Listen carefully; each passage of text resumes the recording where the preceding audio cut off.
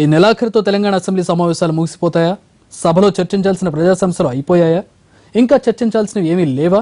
ఈ నెల 30న జరిగే బీఏసీలో ఎలాంటి నిర్ణయం తీసుకుంటారు? ప్రతిపక్షాలు మరిన్ని రోజులు సభ జరగాలని కోరుతాయా? కోరితే ప్రభుత్వం వారి మాట వింటుందా?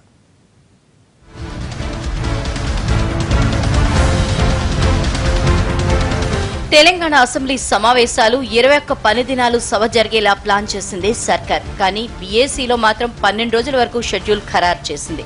అవసరమైతే జనవరి తొలి వారంలోనూ సమావేశాలు నిర్వహించాలనుకున్నారు. ఈ 2 వారాల పాటు సభ జరిగిన తర్వాత మిగిలిపోయిన అంశాలు ఏవైనా ఉంటే చర్చించడానికి ఎజెండాను ఫిక్స్ చేయాలనుకున్నారు. ఈ నెల 30 తర్వాత మరోసారి బీఏసీని సమావేశపరచాలనుకున్నారు. తీరా చూస్తే అసెంబ్లీ అంతా సాఫీగా సాగిపోయింది.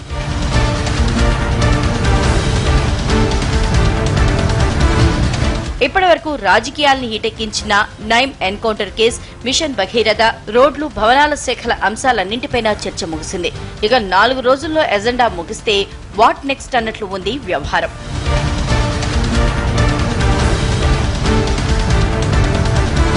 విపక్షాలు ఎజెండాను డిమాండ్ చేస్తే సభను మరో వారం నడిపించేందుకు అవకాశాలున్నాయి.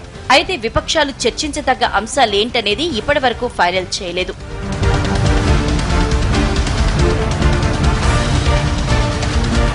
మరోవైపు శాసనసభ వ్యవహారాల శాఖ మంత్రి హరీష్ ఈ నెలాఖరున ఇజ్రాయెల్ వెళ్తున్నారు. ఇలాంటి పరిస్థితుల్లో సభ ఎప్పటి వరకు జరుగుతుందో చూడాలి.